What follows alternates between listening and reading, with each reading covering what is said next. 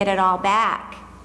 But it's about in here. You've got to deal with what's in here. So you may say, that phone will get back in your hands when you and I together praying feel like God says it's time. And people, that is so foreign to a lot of us. And so I've been called abusive and strict because I said, until God says that my heart is right and that child is right, then they're not getting that phone back. I don't care. It's not going to kill them. And I know I can see your faces looking at me right now that that's just bizarre, but I'm telling you, we confess sin in our home. I confess mine. I don't like to because I'm embarrassed. I don't like to be exposed. It's horrible being exposed. It's horrible to admit that I feel overlooked sometimes. That's not a comfortable thing to say. But the health comes, the healing comes when we confess and we lead our children in that. And the Lord, if you ask the Lord for wisdom in that, He will give it. He promises. So, let's move to this real quick. Okay, I was right there. Okay. Do you want to read Luke 15? Sure. This is and when Terry and I were talking, she said this reminds me of the parable of the lost son in Luke 15. Remember, in Luke 15, there are 3 different pictures that Luke gives about the love of God. One is, remember the lady that lost a coin, and remember she couldn't find her one coin, and she swept the house until she found it. And then there was the lost sheep, where he left the 99 to go find the one. And then this one, it's called the parable. Some of us know it as the parable of prodigal son. It's really the parable of the lost son. Jesus continued, there was a man who had 2 sons. The younger one said to his father, "Father, give me my share of the estate." So he divided his property between them. Not long after that, the younger son got together all he had, set off for a distant country, and there squandered his wealth in wild living. After he had spent everything, there was a severe famine in that country. He began to be in need, so he went and hired himself out to a citizen of that country, who sent him in the field to feed pigs. So this is a Jewish guy feeding pigs, okay? And he longed to fill his stomach with the pods that the pigs were eating, but no one gave him anything. When he came to his senses, he said, "How many of my father's hired men have food to spare, and here I am starving to death? I will set out and go back to my father and say," so he has this plan, what he's going to say, "Daddy, I've sinned against heaven and against you. I'm no longer worthy to be called your son. Make me like one of your hired men." So he got up and went to his father. But while he was still a long way off, before he could do his little speech, his father saw him and filled with compassion, and he ran to his son, threw his arms around him, and kissed him. And the son said to his father, "I've sinned against heaven and you. I'm no longer worthy to be called your son." But the father said to the servants, "Quick, go bring the best robe and put it on him. Put a ring on his finger and sandals on his feet. Bring the fattened calf and kill it. Let's have a feast and celebrate. For this son of mine was dead and is alive again. He was lost and is found." So they began to celebrate. Meanwhile, verse 25, the older son was in the field. When he came near the house, he heard music and dancing. And so he called one of the servants and asked him, "Your brother is..." He asked him what was going on. And the servant said, "Your brother has come, and your father has killed the fatted calf because he has him back safe and sound." The older brother became angry and refused to go in. So his father went out and pleaded with him. But he answered his father, "Look, all these years I've been slaving for you and never disobeyed your orders, firstborn. Yet you never gave me even a young goat so I could celebrate with my friends. But when this son of yours," not brother, "when this son of yours who squandered your property and prostitutes comes home, you kill the fatted calf." "My son," the father said, "you are always with me, and everything I have is yours. But we had to celebrate and be glad because this brother of yours was dead and is alive again. He was lost and is found."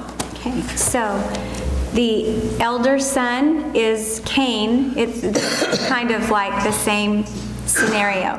Elder son stays home. He's dutiful. He thinks, he needs all the attention and stuff. And so the younger son, we like calling him the prodigal, because that takes the pressure off who this story really is about, and that's about the older son. And so God always finds a way to speak to us. Parables are just stories that have many layers, and he speaks to those of us who think that we don't need that lesson. We really don't need the lesson of the prodigal son because we might not have ever left. But the fear of exposure makes us do crazy things. And the faithful ones, the reliable ones, the one who was dutiful and stayed, he thought that he was okay. But you can be a rebel and not rebel outwardly, but you can rage inside. And that's exactly what we've seen in Cain and this older brother. You don't have to leave a place to be lost. Mm-hmm. And so the older brother felt overlooked. The younger brother felt overlooked first of all, and he said, I want my inheritance now. It's like if a child demanded the $50 that we have in our inheritance account. That was a joke. If a child demanded that right now, and I gave it to them, that would be all there was. But that child demanded it. That son demanded it, and the older boy is standing there going, I've never done that. I have never asked y'all for anything. And so the attention, trying to get it back on that person. One of the things I forgot to mention about the overachiever, that there is a silent kind of overlooked, and that is an underachiever. A person who just wants to hide and not be noticed, but really what they're doing is they're a hedge hider, and they want somebody to come looking for them. And so, I want to say this. The older brother looked too closely at the little brother. The comparison in a family can kill you. Mm-hmm. And don't let your kids compare. Don't compare to anything else. There's no comparison. God has a certain assignment for each of us, and we cannot compare, period. It just kills. But I want to say this, parents. If you have a firstborn child, their over-compliance may mean that they're lost. And so, because of this stinking curse, when we feel overlooked, we claw, and some people just want to disappear. And so they don't misbehave, they just don't behave. They're the compliant ones. I've been guilty of that. And rage inside of, God, I know I'm not supposed to feel this way. I am the oldest, I'm responsible, I do all these things, I'm dutiful, I get good grades, I work hard, but sometimes I feel overlooked, and that's embarrassing. When I'm living the curse, when I hold back in any way, when I conserve my smiles, when I conserve my love, when I withhold affection for whatever reason, pain or shame, I am not exhaling the Spirit of God. I'm exhaling poison. And what I can only exhale what I am inhaling. Mm-hmm. So Cain said his punishment was more than he could bear. This is the wrong page. I forgot to do those. I'm sorry. I went to the wrong page. I was going to talk about Cain, the curse that Cain felt like he was under, and what we feel like we're under, and also what the prodigal brother felt. Because of the curse, I'm sorry I messed that up. Because of the curse, we don't trust, we don't believe, we aren't generous. Because overlooked people can't give, and they only take. And we can't receive either if we feel overlooked, because those two are totally different things. Receiving. They slow down. Okay, I'm sorry. No, because I don't want to put people to sleep. No, so I know you're wanting to hurry. get through it, but don't hurry. You can do it again next week. No, slow down. I think I'm absent next week. No, that's too good. So back up a little. Okay, when we aren't generous, because overlooked people can't give. They can only take. And we can't receive either. We just take. And those two are different things. Mm-hmm. Taking and receiving are completely different. How? Well, take is you getting what you feel like you need, and you just go out and get it. And receiving is when you know you don't deserve jack, and you get it. You get the grace of God and the mercy. The older brother could have taken the robe, the ring, the barbecue. He could have taken it, and people would have been on his side. They would have been in his camp saying, you deserve it. Don't you hate that when people say that? Because we don't. We don't deserve anything. We just get because God is so good. But I hate it when people say, you deserve that, and the enemy is so good. That's what he told Eve in the garden. You deserve that tree. God didn't really say, you deserve that. And so here it goes again. It's this churning. I deserve that party. And people who are overlooked can't celebrate returns. And so you're harsh on those who have left. And you look at them with your nose and you stare down and you go, did you know what he did? And then the whole time we don't realize that we're the sick one. Right. Person who leaves and realizes the grace of God and the mercy of God and is invited back and given a robe and a ring and a barbecue.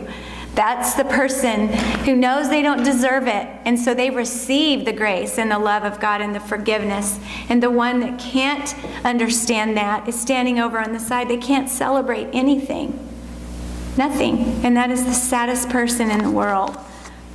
The younger brother just knew that he knew that he didn't deserve a thing from God, and God lavished him with all of these things and welcomed him back. And not only did the father didn't make the boy wait, he didn't wait and make the boy come all the way home. It says the father looked for him for days, and then he sees him on the horizon, and the father just tears out and just to meet him. Can you imagine what that older son was thinking? Well, I'm overlooked again. I hate him. I hate Dad. He doesn't understand me. I've been the one that's been here. I've held down the fort. I've been the faithful one. And so it goes. Some of the things that you talked about last week, the curse, this is some of the ways we know if we are our children or we are still living as a Pharisee, which is a person who can't see the grace of God. We live in scarcity. We cannot give. And we're very scarce. We're very particular about who we even share anything with or who we let in our heart. We're skeptical. We're very sparse with our emotions and our affection. We're self-centered, self-absorbed. We're slanderers. We talk about people with horrible tongues because it makes us somehow feel better for about that long. And we slay, we kill people with our words, or a lack of words, or our looks. But if we're in the plan, the blessing, there's abundance in our attitude. I've been forgiven much, and so I'm going to lavish. I want to throw you a party. Let's throw a party. That's when you live in the blessing and the plan. We're generous, gracious, graceful with people, grateful, so thankful. God, I don't deserve jack. I am so thankful that you even let me have my next breath. We're gracious.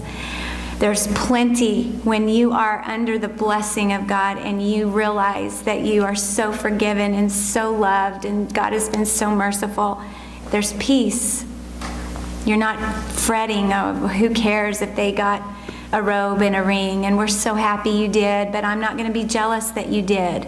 I'm glad you're back. I don't want you to be in a far country. There's purpose and other people matter.